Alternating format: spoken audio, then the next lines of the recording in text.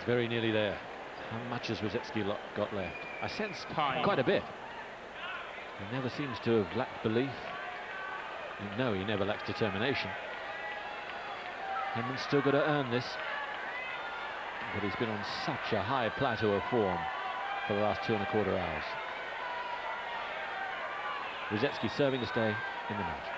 And the ominous sign for rusedski was that was Henman's first love service game, only the third, but the first since the first set.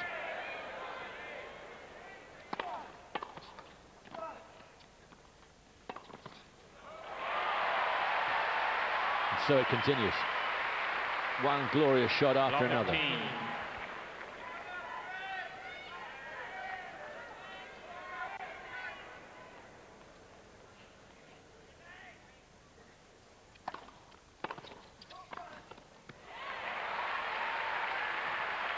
And I must say, probably a lot of people would disagree with me, but I like Henman's attitude, even after winning the first point with terrific play. Being pretty serene. He knows there's a long way to go yet.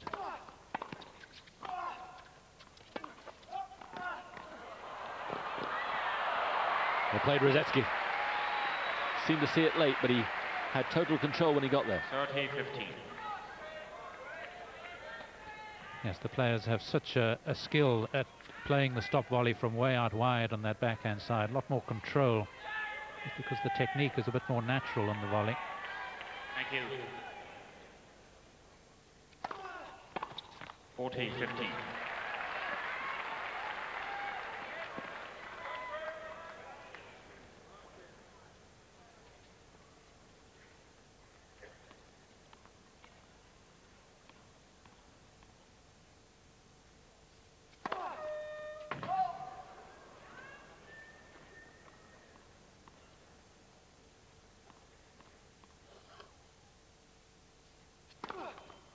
Second service.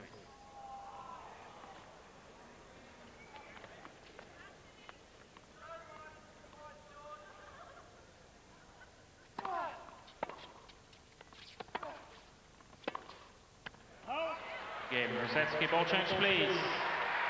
So rusedski keeps him honest and forces Henman to serve out for his fourth round place.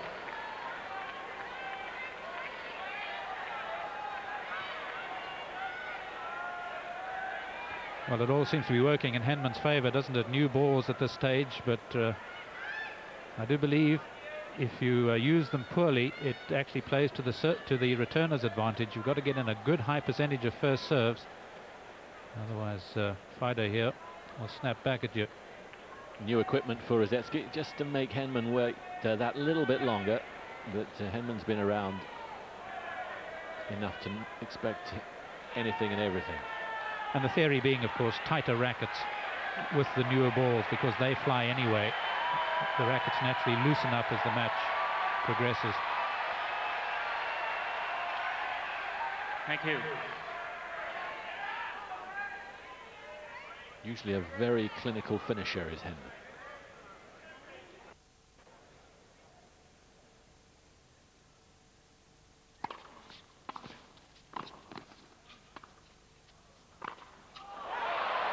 The lob was good enough. Would it have been in any other game? Lob 15. A slightly shorter serve, even though it was a first serve, and that lob kept climbing. That's one of the advantages, again, of the new balls. You play that little slice, it keeps going up on you.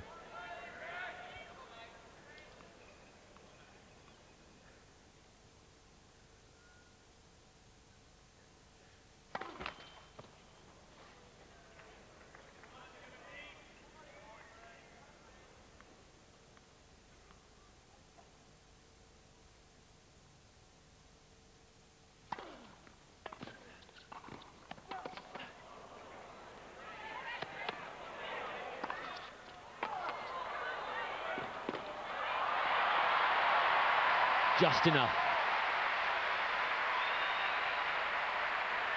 Identical to a rally about an hour ago, where he missed the overhead, having let it bounce. No mistakes that time. Well, I'd already written rusedski off. What a remarkable defensive lob it was. Really put the burden and the onus back on Henman. Great Bit of improvisation by him there.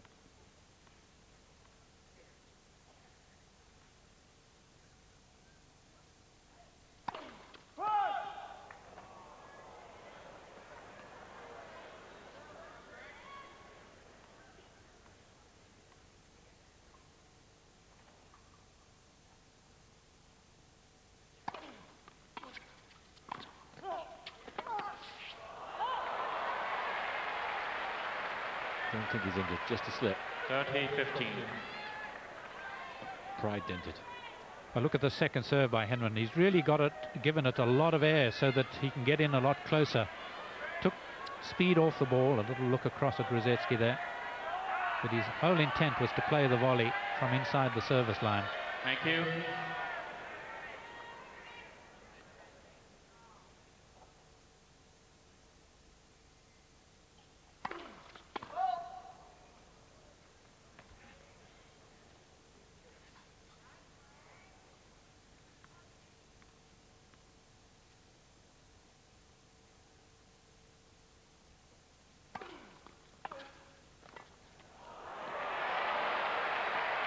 Just the return that Rusedski wanted. 30-all. And Henman, who's normally a master at the half volley, even he couldn't cope with that. He's had to play very few half volleys in this match.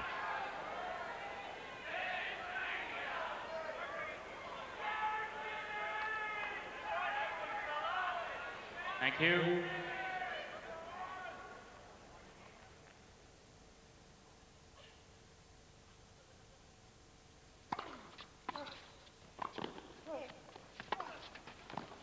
Well played, Rusedski. Of course he pumps the fist. Again, he makes Henman play a very difficult volley. Henman, I'm sure, covering and thinking Rusedski's probably going to go down the line. A superhuman effort by Rusedski. Perhaps the point of the match here.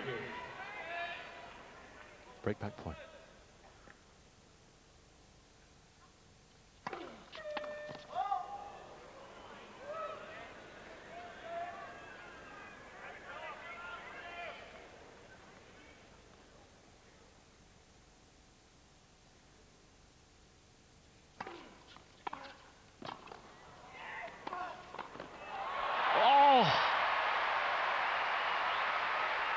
On such fine margins, a match is decided.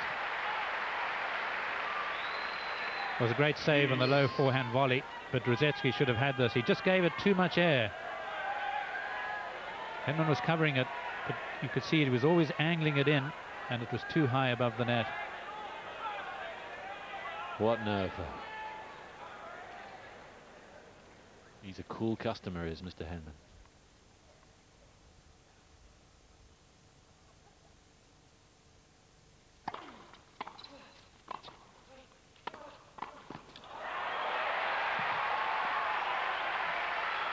He's creating more and more damage with that backhand from the back, though, is Rusedski. Advantage, Rusedski. And he's got a second break point.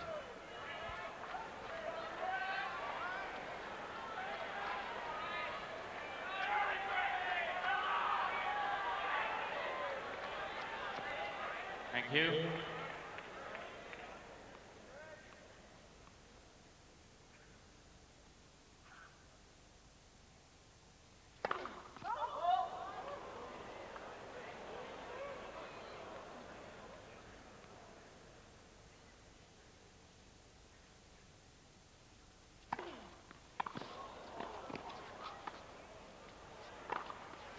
Oh! Well, he asked the question, and those dainty little steps, and that authority from Henman made the answer. Well, Rusedski's still staring at the line here, but I think it just got it. Cyclops didn't go off, certainly on the line. Yes, all right. But that's what he's looking at. Not a bad lob, but Henman's so quick to get back to cover the lob over the backhand side.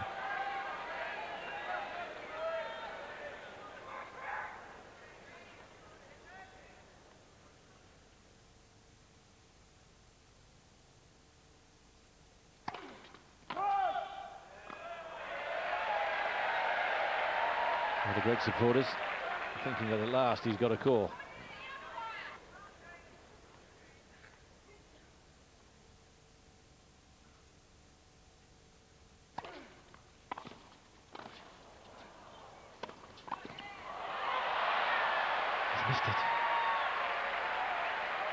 Scarcely credible after getting the first one. Advantage, rusedski. Always difficult to control when the ball is hit hard. You open the racket head here, so close, but just the pace that rusedski hit the ball meant it would carry out. A third break back point.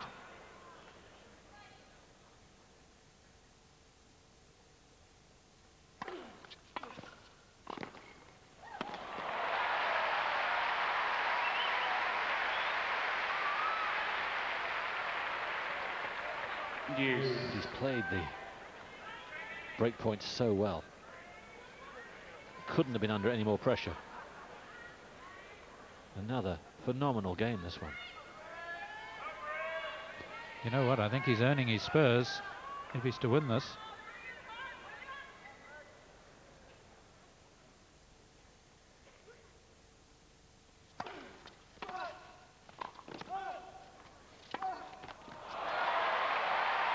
He looked in such control. It was a difficult volley again, but he almost looked as if he had time to spare.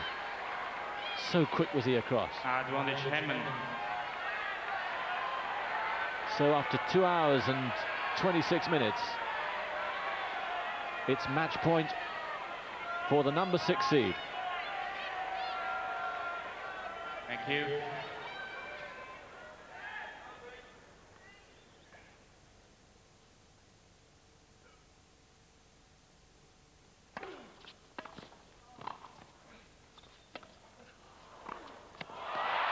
And he's got it. Henman. And that is how much it means to him. 6-4, 6-3, 1-6, 6-3.